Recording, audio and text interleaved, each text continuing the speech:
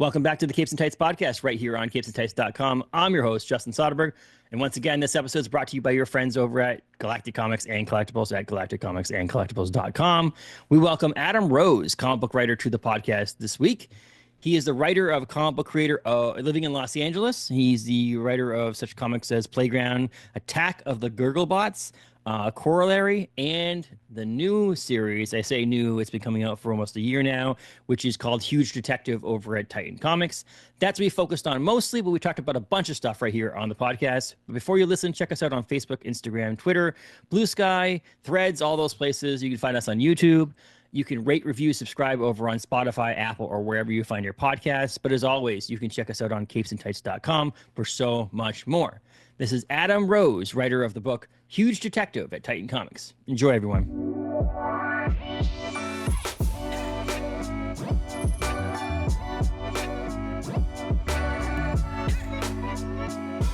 Welcome to the podcast, Adam. Finally, welcome to the podcast. I mean, it's been a while since we've discussed you getting on here, and now you're here. You're finally here.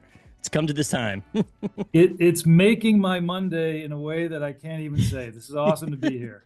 You've accomplished it. Okay, that's it. Nice talking to you, Adam. See you later. We did it. No, it's awesome. I mean, it's funny how when we discussed having you on and when we discussed having comic book creators on the podcast and authors and different people, usually it's like at the beginning or prior to the release of an issue or something like that. You're in like this promo run where you're trying to get name. Comics are a little bit different than things like prose novels or things like that, where you have to do a lot of the groundwork to get this comic book into people's hands, and whereas publishers in the book game are mainly talking to people and getting bookstores to buy your book and things like that. Where the comic book industry, it's more like, okay, Adam, you wrote a book. Cool, work's not done. You need to now hit the road and get out there and tell people about your book. And so as a podcaster, I try to help that. I try to, if I like a book or like a creator, I like sort of pushing that out there and getting it out there. So very rarely do we get a chance to talk to someone where like multiple issues have come out and people have actually had a reaction to it, and so on and so forth. And so we discussed getting on and timing and things like that, and with the publishing game and with the distribution game right now, it's a little different about when things are coming out. So I finally just said, let's pull the trigger, let's do this, and get Adam on here. We'll chat about it, because I think the trade's not coming out to the fall now, right, for Huge Detective? Yeah. The final issue is June 18th, and the collected edition in October. Yes. So I feel like when we first talked, it was like, oh yeah, it's probably going to be the beginning of May or something along those lines. And then the final issue doesn't even actually come out until after that time we talked about. But yeah, it's a crazy world, and it got even crazier recently with Diamond and all that stuff. It's just, that's something I want to jump into, but like, it's just insane. It's a thing that, it's so funny because it's so isolated to comic books too. Like the fact that if I were to have a discussion with someone who doesn't read comics, they're like, who the hell's Diamond Distributors? So it's like I have like my small community where I'm like, isn't this stuff crazy? And they're all I'm with you. I've gone deep in the weeds on it. I'm now aware that there's a Diamond UK that is its own thing still. So it's crazy, and your publisher is Titan too, so that one's one of those ones that's a little bit different too, because it's a European publisher technically, so that's a different one too. My LCS is always like, it's different. I don't know, release dates are great, but like sometimes it's delayed because of shipping, and someone has to bring it over here on a boat probably, and three guys like carry a box, and they have a chain of comic shops in Europe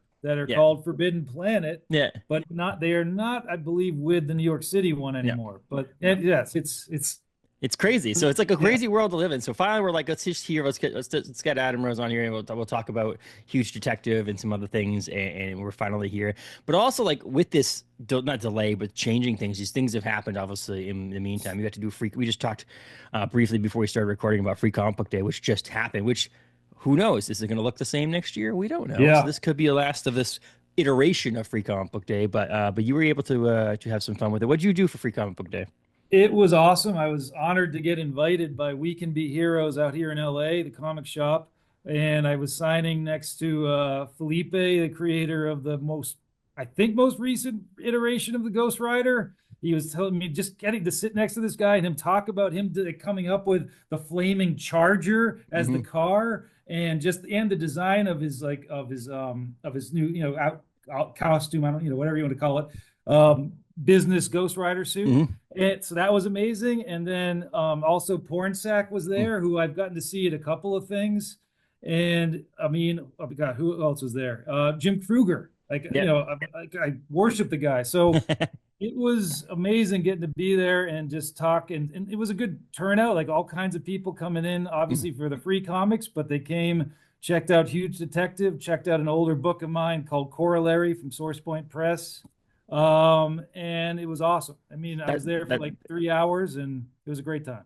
That's so cool. I mean, that's one of those things that I think that's the evolution of Free Comic Book Day has changed from that too. I think the idea behind Free Comic Book Day is phenomenal. Getting people into your store. I know I helped. So my LCS owner, Bob Paul Eaton, who owns Galactic Comics and Collectibles in Bangor, Maine, he every single time there's some sort of huge comic book event, his daughter has some sort of baton twirling competition that he has to go to.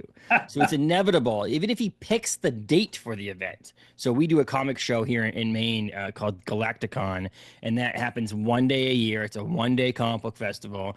And inevitably, we changed the date from last year, and we changed it to a week prior or earlier. And there's a competition on that day. Last year there was a competition on the day that he was there, and for the third straight year, the first weekend in May, there's a competition for his daughter. So he isn't able to be at his own shop the day that this is happening. So he usually calls me in from the bullpen, and I come in and I help me and a couple other people. We kind of like help make sure the person who's part time works does well. So he's doing okay. And so I was there and I was just talking to people. I'm like, it's just cool because he did good business. You know, financially Right. he made money, but also, you know, obviously he took a little bit of hit because they do comic shops do have to pay for these comics. This is not like Yes. there's a small fee, but there's still a fee for these comics. Yeah. And but getting people in there, and I'm like that one customer who picks up a free comic and is now at thousands and thousands and thousands of dollars in the bank now in the future of customers for you could make a difference on your shop. And so it's really cool to see that young kids come in, they're older folks. You know, it's so funny too because there's so many options for free comics though. There's always that one person who wants that obscure comic Yeah. that's to the shop because like each shop has their own customers and the owner Yep. knows what to order and what not to order and so on and so forth. And it's always that one person who's like, did you get that thing in there? And I'm like, it was the only person all day that asked for that comic. So it was a good idea for the owner not to get it. But it's just one of those things. And then but it's evolved. I mean, you went to a shop as a creator Yeah. and now it's become like these mini cons. And it's really cool. Like I know there's a place in New Hampshire here in New England who has like, you know, the Back to the Future car shows up in the parking Oh lot, and man. it's this whole thing they do. And Free Comic Book Day has become more than just the free comics. And my LCS had Amanda Call, a local artist, come in and give away free Ashkins because their upcoming book. And so yeah, it's fun. It's a so cool experience. It's not just the free comics, but you know, artists and creators can be there and have an experience like nothing else. So it's pretty cool to see that you did that too. Yeah, no, in the community, it just is so amazing. It's uplifting to see, and the more younger people coming in, the better. Like just getting anybody just to think about comics that are, maybe not even the big two, which is Yep. another great thing about it. So yeah, it was a blast. It's really fun. And then there's all the different levels of grades levels. Like I know my son came in and visited me while I was helping out, and he's 4. And he picked up some of the you know, Spidey and Friends comics Yeah. or this Young Jedi Adventures or things like that, where it's all these Yep. like younger editions. And then there's the mature ones where there's, you know, IDW did their 30 Days a Night, had their sampler Yes. and Post Beneath the Malone, the Trees. Yep. rig. Yes. I can't believe you just said that. Hold on, time out a second. You just said what? I mentioned that because it's funny is that my local comic shop, he ended up not getting that one, which is fine. And I ended up having to order some comics on Midtown anyway. So I threw that one in there because I'm like, I want to see this comic. I want this to be on there because Midtown does their like online free comic book day Yeah, yeah, today. yeah. And so I was like, I'll throw that in there. I'll see what happens. When it comes in the mail, I gotta check it out. But like, yeah, Post Malone's comic book. It's the Yeah. definition of comics are for everybody. With Vault Comics Yeah. and Adrian Wassel Yeah. as like the co-writer. And Yeah. I did get it. I read it yesterday. The art's gorgeous. It's bonkers, but in the best way. Like it's Yeah. fun. I mean, I Post dig it. Malone's for the people, man. He's for everybody. He's everybody's Yeah. person right there. He's into hip hop. He's into heavy metal. He's into country. He's in, you know, It's he's in yeah. movies nowadays. He's writing comics. This is great. I have no issue with Yes. this at all. There are people who have issues with it, Adam. There's people out there who have a problem with this, and I do not agree with these people. I think that if No, someone I wants to don't write a either. comic book, they should write a comic book. If it's horrible, no one will buy it anymore, and they'll stop being comics. So it's not like just like everybody Well, else, Adam. I haven't read it yet, but I'm excited to read that Andy Samberg, the collected High Roller. Is that Yeah. right? High Roller. Yeah, I mean, I have Holy it. holy roller. Holy Roller. Holy Yeah. Roller. Yeah. Yeah, I mean, I'm psyched to read that. He co-wrote that, right, with Yes. Remender. Yeah. Yeah, yeah. Yeah, and there's So, also, I mean, like Patton Oswalt's been in comics. I mean, Kevin Smith's been in comics for years and years and years. yep. And so there's these people who do other things who come into our world of comics, and I am all for it because I think that, a lot of these people wouldn't write comics unless they were fans of comics. This is not Yes. like, Adam. This is not a huge No. moneymaker.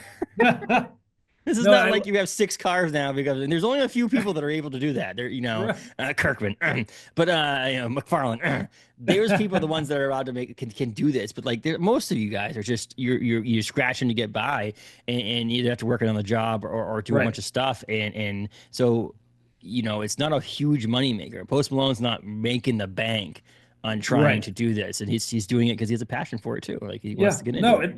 you mentioned Patton and Jordan Bloom. Like, Yeah. I'm loving the minor threats Yes. world, and like just I got to meet them a couple times and hang out with them at some like Arsenal Comics had a Mhm. party kind of thing like months ago. Like, so yeah, I'm hoping to find some chance to like even get to work in the minor threats universe. So we'll see. But It's a that's possibility now. There seems like it's it's growing to the point where everybody's getting a chance, which is great. yeah. It's No, I great. mean, and the Twilight, Yeah. little anthology series is amazing. Like everyone's been just a banger.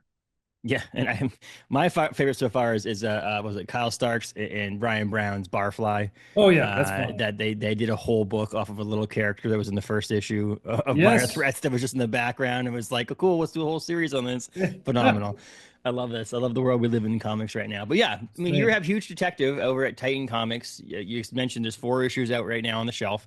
The fifth issue is coming here in a couple weeks, and you had comics come out before, so this isn't your first foray into comics. But where did this come from? How did you get? I mean, first of all, what's Huge Detective all about? Let's give a little people a little bit about what Huge Detective's all about, and then get into where you got the idea and where this come from.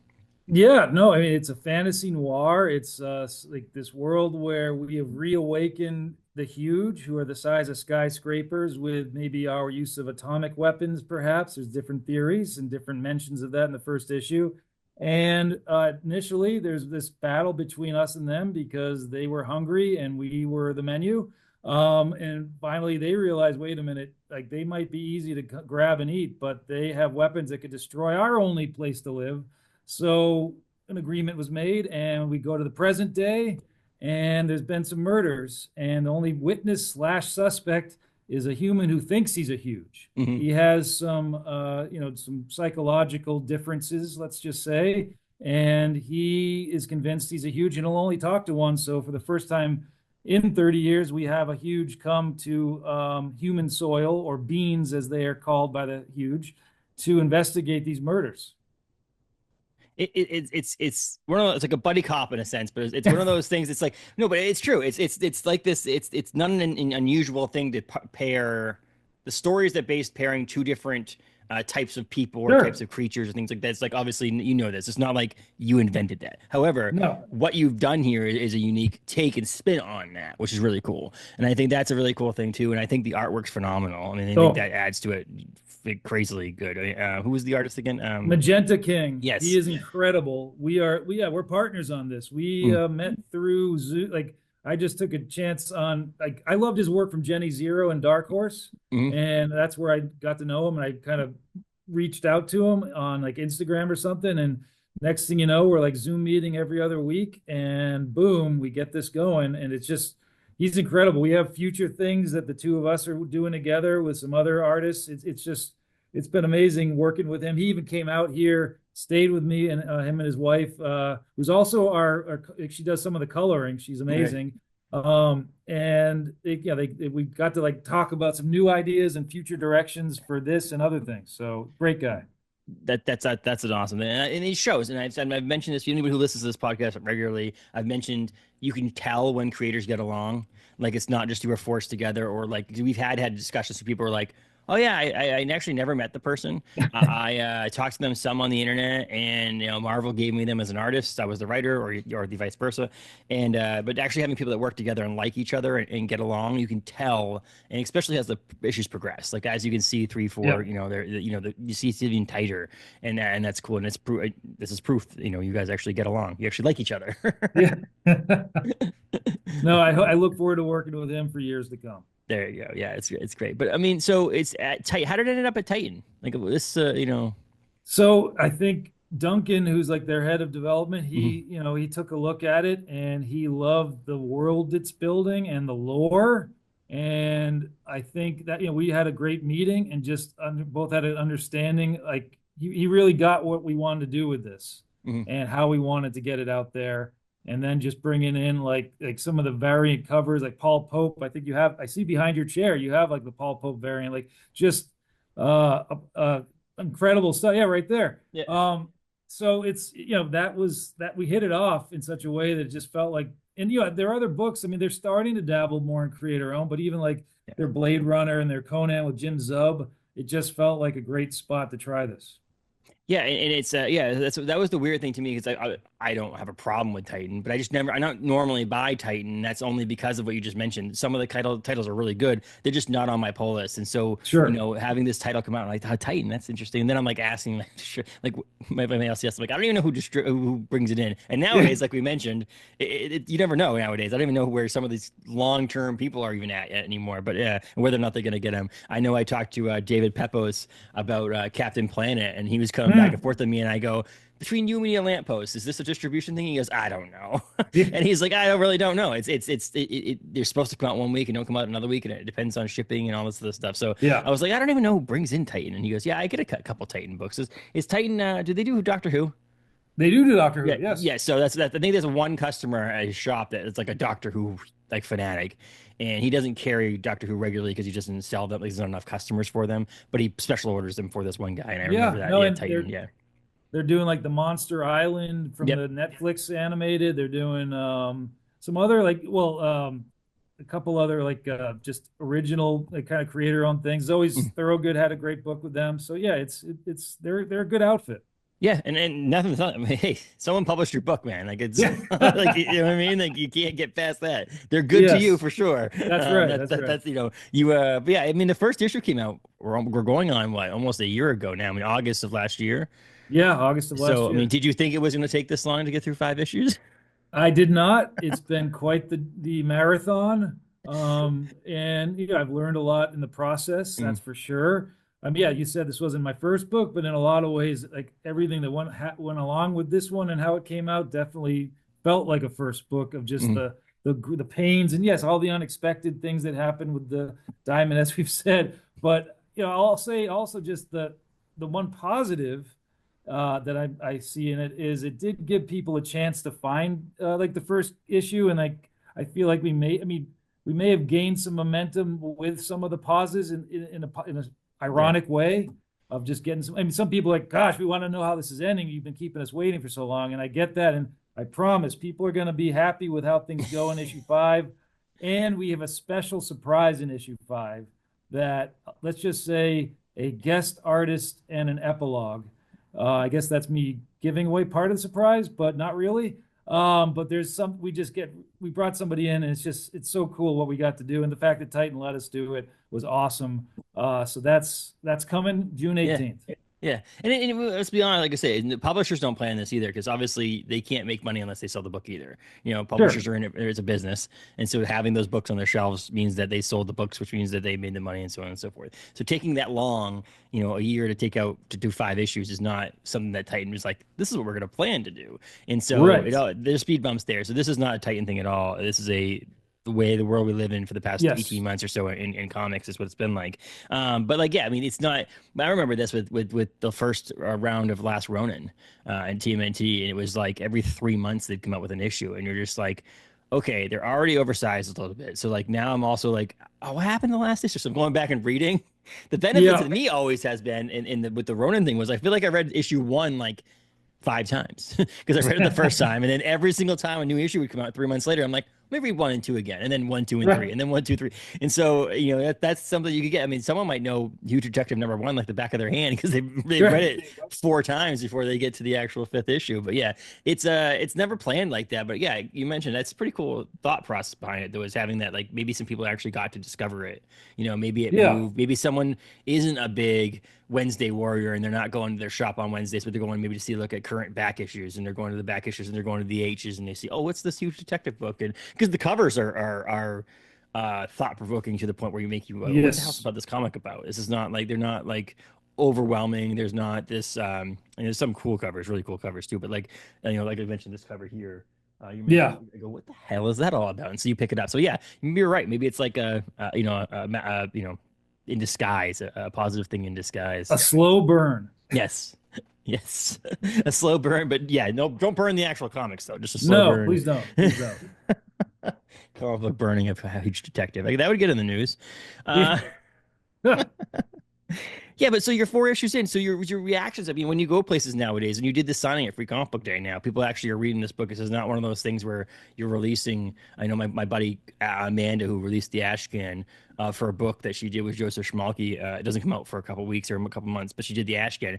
The people walking up to their table might know her stuff, but don't know that book. What I mean? Like, Yeah. they don't know that thing. So you did a signing on Free Comic Book Day with people actually knowing your book. Were the reactions and the people going in there a good thing for you?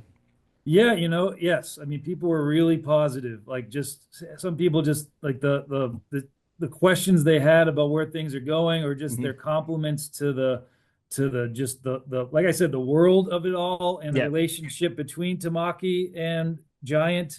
I mean, yeah, it was awesome to hear and feel. And a couple new readers, like I mean, they like reached out to me like as of like today, like saying, I just read that issue that I got. It was awesome. Thank you. I mean, so overall, like, positive stuff, which just feels great to hear as a writer. And I felt really strongly about this story. It came out of like a little bedtime story with my daughter, like where it was more like Roald Dahl friendly. Hmm. And then I left her room and something turned dark and sinister. And I will acknowledge, and actually Duncan from Titan, he refreshed my memory when we talked this through. He's like, this reminds me of the 90s movie and then TV show Alien Nation, which, if you've not heard of, that must have been in my subconscious or something. As you said, there's, the Yeah. buddy cop thing or whatever has Yeah. been around, but that one was this alien ship crash lands. They're all like alien slaves, and their masters are dead,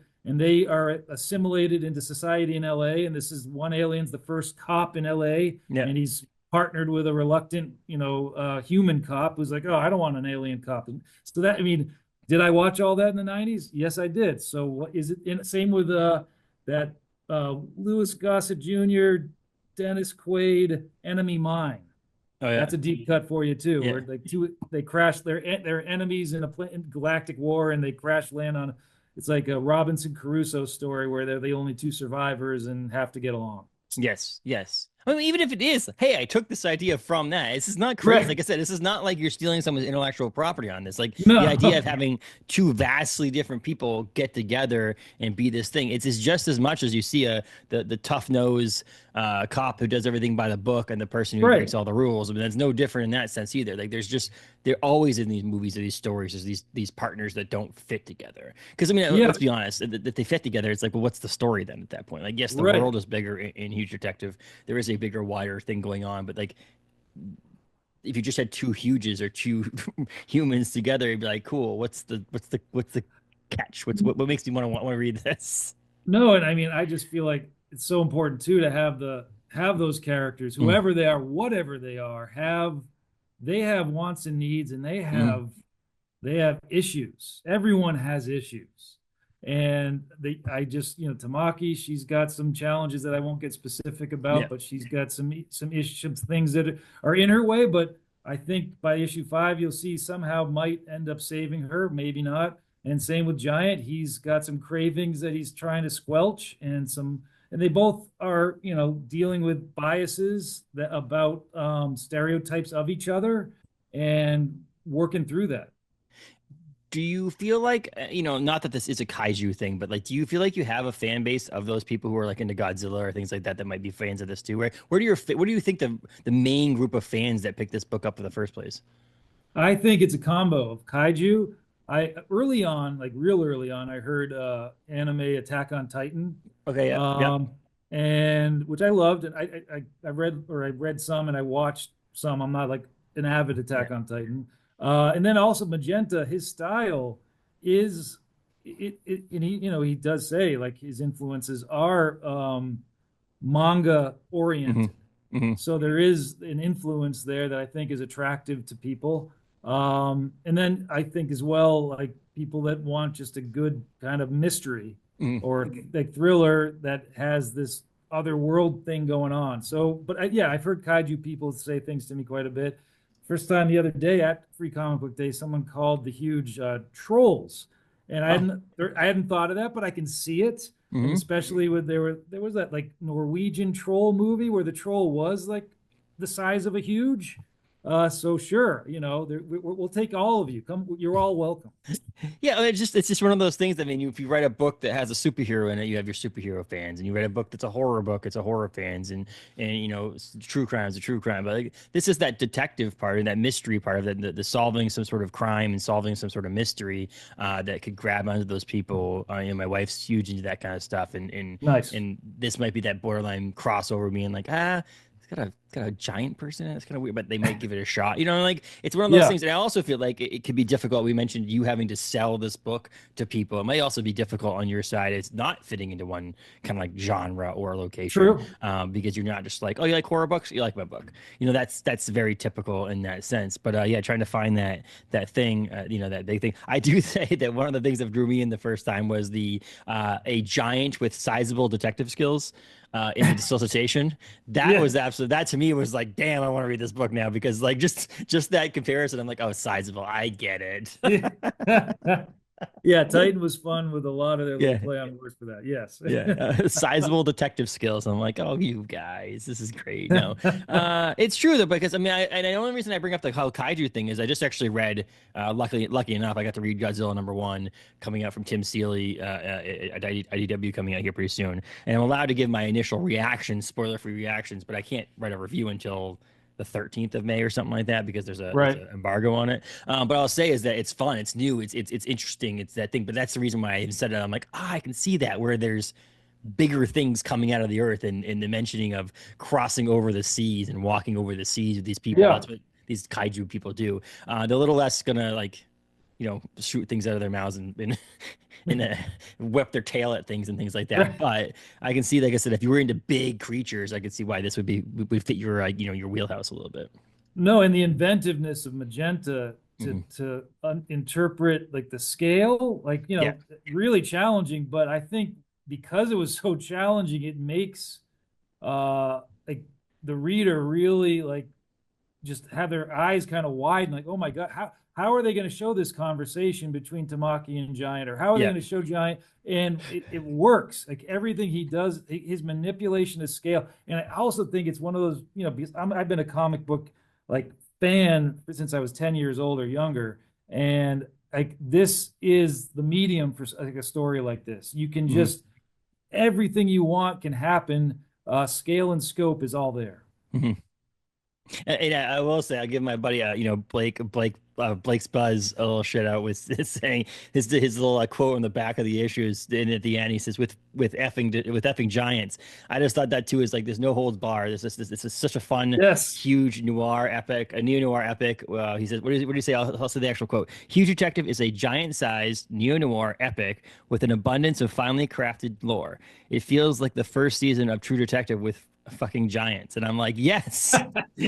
Thanks, Blake's the Blake. best. Blake's Yes. awesome. That's a great quote on the back of there Yes. too. It's one of those things. And again, I've had pull quotes put on things and stuff like that too. But I read those nowadays, well, mainly because they're like, oh, what is other people saying? But it pulls you in. It tells me like that would make me want to read it. So like having those on the back of it was really cool too. Because if you didn't see it, someone did stumble upon it in an old, current issue, back issue box or something like that. They might actually be like, okay, I'm gonna read this book. Looks like Yeah, fun. no, we were lucky to get like Blake and the other Yeah. folks that were on there. It's awesome. Yeah. Yeah, it's really cool. But yeah, so the artwork's beautiful. We mentioned magenta. The artwork, it has that feel to of a kaiju style story, like you mentioned. Like it has that um Asia Pacific, Asian feel to the artwork, which is really cool, which I like, and it makes that thing. But it's a worldwide thing. This is not like it's happening in only in the U.S. or only in these Right. places and things like that.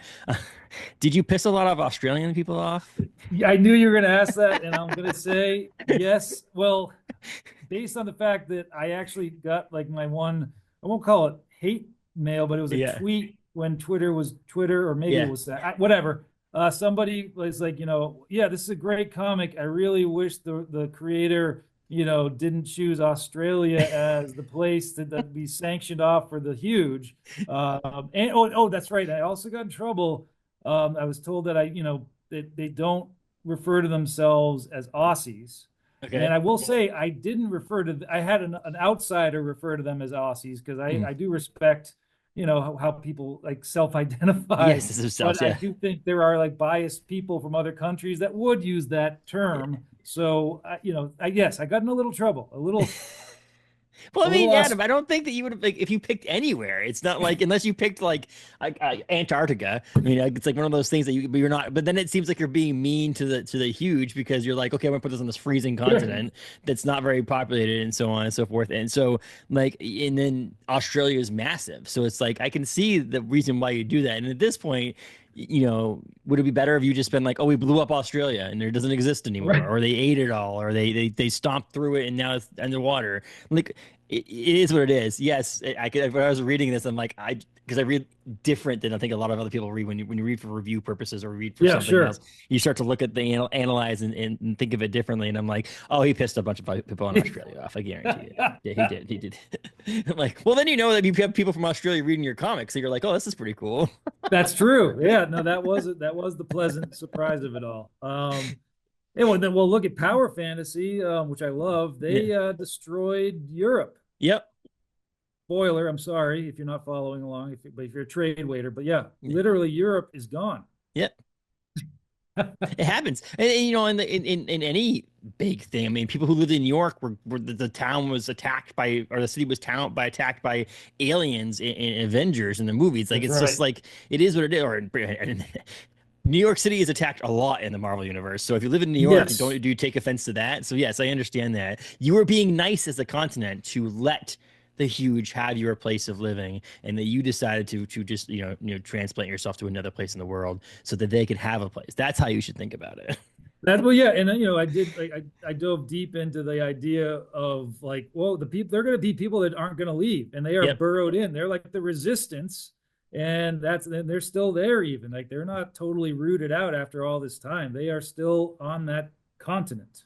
But I mean, I could say that more than the people who like stay in a flooded area. That to me, I'm like, okay, you probably are safe to just be in your own area, quiet, whatever. Maybe you're nice to the huge, so they're nice to you, and they don't care or whatever. But like those people who stay behind in a flood, I'm like, or like a massive hurricane's coming, and they're just like, no, I'm gonna stay here, and then you find out they die. You're like, come on. Yeah, I mean, risk of a hurricane or Yeah. getting eaten by a huge, but yeah, your chances might be a little better with the huge. This is Yeah, I true. mean, like, yeah, you have a little bit of a place to hide. You can run from, maybe, we'll see. Maybe. But it's a fun thing. But I would say, like, we mentioned this back and forth, and I was just gonna say I don't want to spoil things for people because the issues are still coming out, and I think that's the best thing to do. I don't really like to spoil things until we talk the next time we talk, and it's like the trade's out, people have read it and stuff like that, and then we're like, okay, let's spoil some things. But as it being one of the things, but you've had an entire year of not wanting to spoil Yes, things for people, right? I mean, like true. it's honestly, you've had to like keep your mouth shut about what happens in the fifth issue and so on and so forth. Are you Yes. ready for the fall to Oh, come? I am beyond ready. Yes. I mean, I can't wait for this whole thing to be just together as one cohesive unit because I think it's going to be exciting. I think it's going to bring in a whole new wave of people, honestly, as Mhm. far as, I mean, you say like, there are trade waiters out there and I Yep. get it. I respect that. And I think, with a mystery, I could see one where there's a little more satisfaction at this point if that happens. So I think we're going to bring in some, like a lot more attention to it, which will be great. It's a mixture too. I think I'm part of a book club at my LCS, so we do monthly. We do a read of a graphic novel. Nice. This month we're reading Zach Kaplan's Kill All Immortals, which is gonna be Okay, fun cool. for people to read. I really like that book. It was one of my favorite comics last year. The but there's also a price conscientious people nowadays too, which is in the world we live in and so on Yes. that it is actually cheaper to wait for the trade to come out because I mean it might be Yep.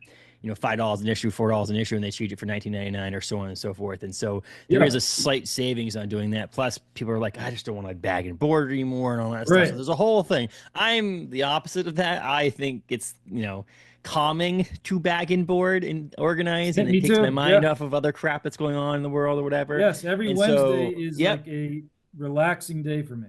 So I'm both that though. If I really like it, then I'll buy it in trade as well. So there's a double Yep. money for me. So you're getting more money from this buyer right here. But yes, no, this reader.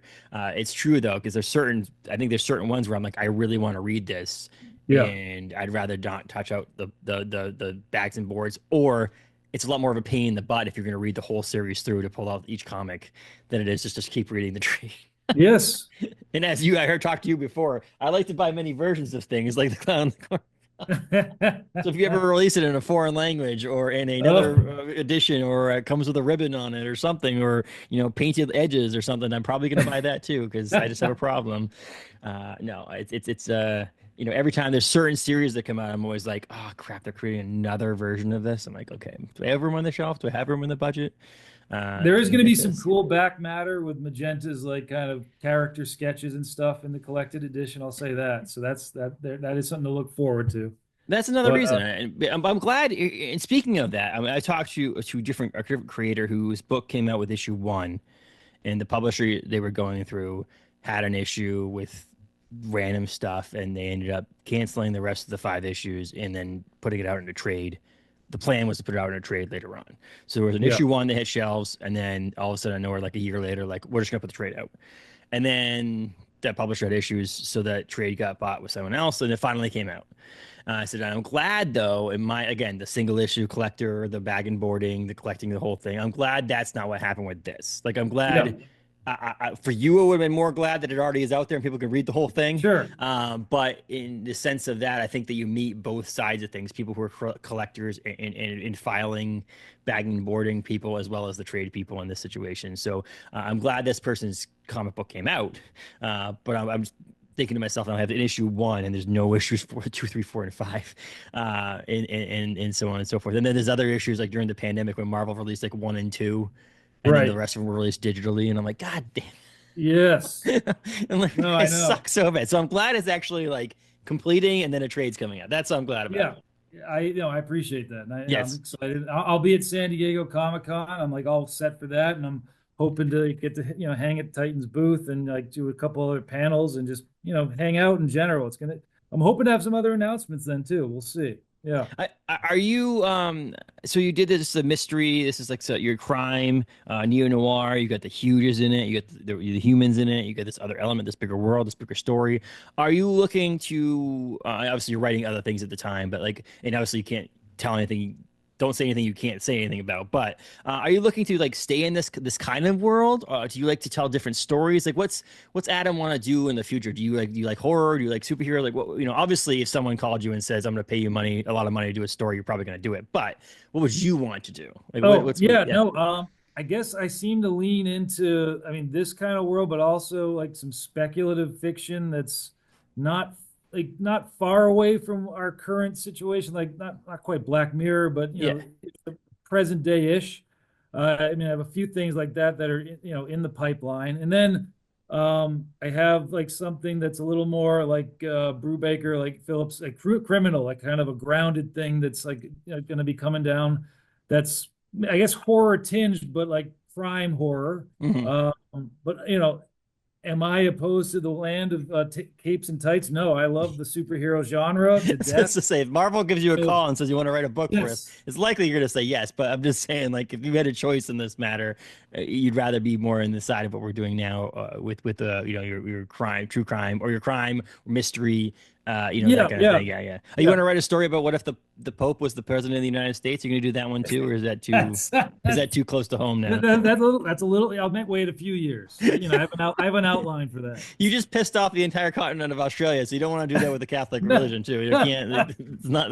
You don't want to have too many enemies out there, Adam. People still no, need to no. buy these books. One day at a time. Yeah, Yes. exactly. No. Oh, that's pretty cool though. I like like it. I like the stepping outside and doing I like when you become a fan of a certain comic book writer, you hope that they write the same style over and over again because you want to see that stuff and so on and so forth. But I'm also a big fan of people who write different things because it's like I'm gonna like their style of writing like I do yours. And so hopefully, if you write something else, if you write a Daredevil book, then I'd probably enjoy it, even if I'm not really more into Daredevil because of your writing style. And so I hope there's more people that change around, do random things, and change things up. But but also like if you wrote another story that was more in this universe, I would be happy too. So if there was more Yes. huge detective coming at the future, I would also be extremely happy. So No, we've definitely not closed the door. That's for mm, sure. But yeah, that's there's awesome.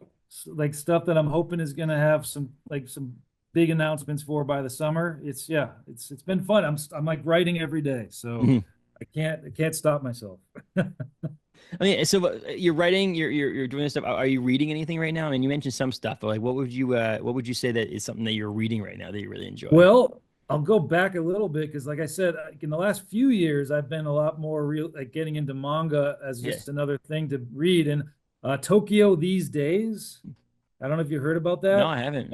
Oh, it's 3 volumes. Magenta actually told me about it. It's gorgeous. I'm so bad with names. This creator, he is very well known in manga circles. I'm pretty sure like people listening are like going to scream his name as like, oh, what's wrong with this guy? I'm just bad with names. I'm sorry, but it's very inside baseball about these artists and editors in the manga world Okay. and them trying to come up with like a new perfect manga in these 3 gorgeous volumes. So that was amazing. I just read that like not that long ago. And then I'm still a single issue guy. Like just last night, I can't get out of my head the newest Absolute Superman, Huh. and its depiction of Brainiac is so. I think I had like a nightmare about it. It was so good in a horrifying way. Talk about like a blending there. That issue in particular felt like the first time I had horror vibes in a Superman comic. It was disturbing. Yeah. But I'm kind of like all in on all the like the absolutes. And then I'm tons of like indie stuff. Like gosh, what is the last thing that I read? I mean, I'm reading so many different ones. There's Black Hammer, like the spin-off Spiral Mhm. City has been a lot of fun. All the Minor Threats books. Um, gosh, this oh well, what's his name? Matt Rosenberg's new book is so good.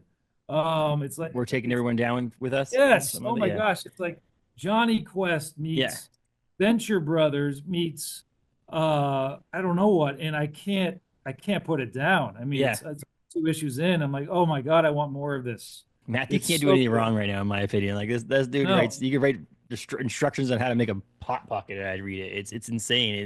It's just wonderful. Yeah, he's also got the longest titles in the history of comics, but that's also yes, another topic conversation. The funny thing I mentioned the absolute is that I feel like the best thing, the reason why that's working so well is you either hate it or you love it. There's nobody that I feel like that's like lukewarm on it. I feel like that's the definition of a really good comic in my opinion because like you have this like you went all in on something all in but like you went completely in on something whether people are going to love it or hate it and you just hope that people love it and I think that's what those all the absolutes have been like that for people. I feel like there's like very few people who are like yeah it's pretty good. It's either like I don't yeah, want anything to do with this or I want everything to be this. There's no it's and there's some of that for Marvel and the new Ultimates like yeah. people are like really in an Ultimate Spider-Man and maybe Ultimate really in it Wolverine's yeah cool. Wolverine and but there's like other ones that people are a little bit lukewarm on but like Yeah, I think it's like absolute. It's like people are like die hard on all the absolute stuff, or they're yeah. just don't want to have anything to do with it. No, I'm currently all in, but I might. Yeah. Well, Martian Manhunter, talk about experimental visual storytelling at its finest. It is a workshop on, oh my gosh, yes, all of this is possible. Hmm. It's exciting. So, There's this weird, and I think that one of the things that we've seen in the independent world, Titan Comics doing these, your creator own kind of stuff, and all these other independent creators out there doing stuff, is that for the past 5 years or so, those have been like the number one comics in the comic book world. Right. That's what I mean. Even if the other ones sell more, it's the title Marvel, it's the title DC that really does that push for them. Whereas like if you ask like true comic fans, they're like most comic fans are really in the indie side of things nowadays. And I would say that there's still other people doing the big two mainly and so on and so forth. Um, but I think the absolute and even the ultimate side of things, I think is where people started to pull back into some of these DC things. And I think that people, I think they've got some futures to them.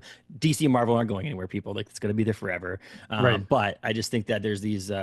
It's just harder and harder, I think, for people to just dive into something in the big two, because if you're not a big fan, you haven't been a big fan, you feel like you're overwhelmed by the number of back issues you need to read to get there. And I think with Absolute and with Ultimates, it's like you kind of don't need to. They're actually their own kind of thing. And so, if you want to start there and then that makes it so you can tip your toes into other things, it's great. And I think that both Marvel and DC realized, or Marvel 100% realized that they shouldn't have gotten rid of their Ultimate Universe, and but allowing it to come back and do something fun and different with it, and letting some people actually take some reins and actually do some fun things. I mean, you mentioned Ultimate Wolverine, like just starting from scratch with the basis of Wolverine, but then doing whatever the hell you want to do with them is pretty cool. No, they have permission to kind of not worry about what's come before. So continuity is not an issue, which I think really frees you up quite a bit. But I will say, if I'm ever, get the opportunity to work for one of the big two, being in a continuity sandbox sounds like a blast. I mean, I've been doing just hypothetical research, reading some omnibuses from like the 60s and 70s, just because, I mean, I think it's fun, the idea of, okay, how can I like stay true to this, but come up with something new that like the new reader could read and not need to know, what's the backstory to Alan Scott versus Hal Jordan, or Guy Gardner. Like, I think that's fun. I think I'm up for the challenge. Yes, and I think that, and you're a comic book fan, like that. Not that the other comic book writers and people aren't, but I'm saying like because you have comics and you've written comics, but like the majority of your time is spent reading comics. You know what I mean? Like over the past year, I mean, there's people who have 17 comics they're writing or illustrating at the same time. Right now, you might be doing that and dabbling with that, but like obviously you have Huge Detective out right now, and you're doing a lot of reading of comics. And so if you were to do something, you're like, no, I want to write something that's based in the stuff that I've been reading right now, or in the past, or I've read. And some of these other creators who have written these things are like, okay, I want to do something new. I want to do something different. If I get chose to go, if Marvel's like, hey, so and so, do you want to come write for us? You're like, yeah, but I want to create a new Wolverine.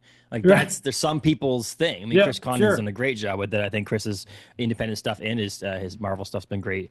But I can see if it was me and they hired me to do something and be like, well, I really want to tell an Iron Man story, but an Iron Man story based around the Iron Man that everybody knows, not this new character that no one knows anything about. Because that's what your goal to reach the top of that mountain is to write these characters that you grew up loving. And if you were to like, oh, you can take over Ultimate Wolverine, I'm like, that character was created like a year ago. Like, I don't like this. Like, you can't screw it up, really. Like at that point, I mean, if you screw it up, it's a fan from a year ago, not a fan from Wolverine. But yeah, so it's a fun thing. But you have the ability to hopefully your name and people see your writing when Huge Detective gets even in a trade and people start to pick it up more, and people see it. Because I think, like I said, I think the story is well written. I would think you're an extremely seasoned writer for writing comics, which is awesome. And I think that I appreciate that. People are gonna love Huge Detective if they haven't heard about it. I think people should really pick it up, and I hope that they're not sold out of. Or I hope they're sold out of one. But if your LCS might have issue 1, tell them to go grab it. And again, if you can't, September or October. You'll get the trade coming out from Titan, which will be fun to get.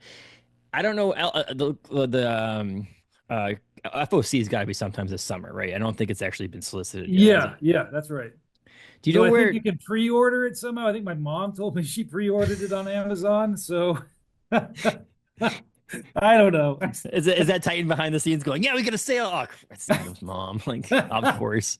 Well, I did some panels. Like, there was this one. I did a panel recently at a comic convention. I was the host of the panels. I was a moderator, and there was this one new artist who doesn't have any comics out. They're just an artist, and they do a lot of like the top sketch cards for Topps cards and stuff like that. And so they don't have a huge following, and so they had their own panel because it was a very small convention, and the convention let them all have panels. And I was like, I'm like thinking back for it, like there's not that many people going to show up here. It's whatever. We'll sit down. We'll go. We'll do this. Whatever. 2 people came. Okay. Which to me, I'm like, I don't know, 2 people, is that better than 0? I tried to Right, figure out what right. the thing is. Come to find out, it was like one of their students from their art class and their aunt. Yeah. It was like, oh, that doesn't count though. Like, but they asked questions. It was fun. It was Hey, great experiments. They loved it, and so on and so forth. So more power to them. But yeah, I was thinking to myself, I'm like, oh, this is your aunt. That doesn't count. Like it's the same thing as it's family. It doesn't count for that. No. oh man. But that's pretty funny. Do you know where Titan is distributed now? Is it still at It's Diamond or is Diamond, it but they have a non-exclusive with Lunar. okay? Is So I think it depends on it's a case by I don't know how that stuff works beyond yeah. what I just said is impressive. The fact that I know how to put the words together, non-exclusive deal with Lunar, that shows how much I've been reading like The Beat and everything and Bleeding Cool. So Yes. Well, so yeah, so for the layman's, so basically what it is that they have a deal, I think, with Lunar to distribute, and then yeah, Diamond can do their wholesale distribution. So like for years yes, and years and years, it's always been like that when Marvel went and DC went to different distributors. So when Marvel went to Penguin Random House and DC went to Lunar, yep, I think DC didn't do it, but Marvel let people buy Marvel comics still through Diamond. They could yeah, wholesale through them, but the distributor technically was still PRH. And the same thing happened when Image went over to Lunar. You can still yeah, buy Image comics through Diamond, so on and so forth. When this whole bankruptcy thing happened and all this crap happened with Diamond, a lot of these companies or a portion of these companies stopped sending comics to Diamond. So there are things like I don't think you can get Image comics at Diamond anymore because Diamond right, wasn't paying Image. So Image was like, we're not doing this anymore. Buy through Lunar. So it seems like what it is if you have an account with Diamond, you could probably order the book through Diamond. If you have an account with Lunar, you can do it with Lunar. I'm that's just my gonna hope. say, if you want to have your safe place to be, it's probably order it through Diamond. If you tell or Lunar, I mean, if you have if your LCS owner doesn't know Right, that when it is available on Lunar, probably do it there because we don't know what's gonna happen over on the Diamond side of things. They were sold true. again. Everything might be Yep, fine, but like I said, if you want to make sure you get this in your hands, it's probably best to figure it out through Lunar. And with a trade or a collected edition, you'll be able to get it at bookstores, which is really cool. So if yeah, you don't have bookstores, you name it. Yeah, if you don't have it's a gonna local be everywhere. comic book shop that you go to or whatever, but most communities have some sort of bookstore, or even libraries nowadays. If you actually tell your Yeah. library that you want it, you can I'm rent. working on getting the word out once the trade's there. And hey, Yeah, because people, if anyone out there, I'm on Instagram. I am Shazam Cap, Shazam CAP. Reach out to me. I'll help you figure it out. yeah, I'm a hands-on yeah, guy. yeah. But I didn't realize it until recently. Someone like showed me a picture of someone like rent or taking out a trade of their library. I'm like, I never even thought about that. Honestly, Yeah, smart. I guess it's huge for for you guys too. Like if a Yeah, library gets a hold of it, it means there's a bunch of libraries get it. It means it's just a bunch of more people can see the comic in yeah. sales and things like that. That's awesome. So, but issue 5 comes out here June on 18th. June 18th. Lunar says June 25th, but it's probably because it comes out a week later on Lunar. It means that That Diamond could be probably it. gets it on the 18th. It's the 25th on Lunar. And FOC, this will come out before. So FOC is June 2nd, or June or May. What would be a week before that? Mm, May 26th yes, would be the FOC for Diamond. But get your local comic book shop to know before now and May 26th. How about that? Does that yes. work for you? That perfect. That I love that. Because you just need to let them know you can get it and let them decide how to order it and what to get to it. But no, Yes. issue 5. So if you were looking for issue 5 or you want to get the other issues, tell your local comic book shop that because they hopefully can even get them if there's some left at the distribution level, which would be great. Yeah, it says Huge Detective number 5 previously offered through Diamond. It says that's what it says on Lunar right now. So. There It's we a go. whole There world we we go. live All in right. right now. Yeah. But Yes, yeah, there it so is. hopefully people can get it in their hands. If not, again, message Adam here on Instagram and say how the hell do I get this thing, and you can help them figure out what area they're in and so on. But yeah, Huge Detective. I'm so pumped for people to actually get this in their hands. So like I said, we're way in advance for the trade, but like we're counting those days down to that trade to come out, Yes. so everybody who has missed it can get it all in their hands. But if they don't, grab the single issues, people. It's worth it. Does Titan have a digital version of it? Do you know? I I'm trying to believe figure they out. do. I believe Okay. they do. So that also could be an option for those people who want to read it on Yeah, their iPad or absolutely. or the insane Yeah, people who want go to. to Titan's website. I think Yeah, they do have a digital option. you want to read it on your phone, you can try that too. It doesn't. That's not. Yeah, I don't understand. I've seen people doing that at the comic book shop. Like we're waiting for book yeah, club to start, and they're reading a comic on their phone. I'm like, are you reading panel by panel? I'm like, that's cool. I mean, it's detailed, and you get to zoom in, but like, How do you not see the whole page? I am tactile, but yes. Yes. Well, me too. But like, if I like, my wife goes to bed before I do. So if I have to read it on my iPad, or a lot of my advanced copies Oh, are right. digital. Sure. But so I can zoom in because you can zoom in, which is really cool. But still want to see the whole page. I Yes. don't. There's ways you can read where it's like bigger and it's only the panel you're reading, and then you just tap, it goes to the next panel. I'm like, but I feel like you lose so much of what a comic No, book it's is funny you about. say that because I've been geeking out on the Art Spiegelman documentary, Mouse creator. He said this, and it stuck with me so much now. Like when he draws Mouse or anything, the entire page is a time capsule. Like your eyes can go everywhere on the page simultaneously, and your brain is still computing that you're flashback, flash forward, present, because the page, he believes, is the entire story each time. Yes. So that's me. I'm always like the big page. And if you want to read Huge Detective digitally, more the power to you. Yes, please do. I believe you go to Titan's website, it just links to the Kindle version of it. So if you just go to Amazon's website, you could actually get it there too. Amazon has the Huge Detective series on there, which is pretty easy. You can just buy all the issues right in a row, and they're right there. But that's awesome. I really appreciate you coming on and talking, Adam. I know it took us a while to do this, to have this happen, but I'm glad you did. And hopefully we'll come back on in the future and talk about either more Huge Detective, and we'll do a spoiler episode, or their next project. I'm excited for that. Justin, it's been an honor to be on here. I've been like, it really means a lot to get to do this. This is awesome. I'm super pumped. So, and it's actually gonna be back-to-back episodes of Adam and Adam Caesar, 2 episodes back-to-back. So you guys the Adams are taking over the world, and or at least this podcast. So, I really do appreciate taking the time out, chatting Huge Detective and so much more. I loved it. I think people should read it. It's an amazing new series over at Titan. So check it out. And the trade comes out in October. Awesome. Thanks, Adam. Thank you.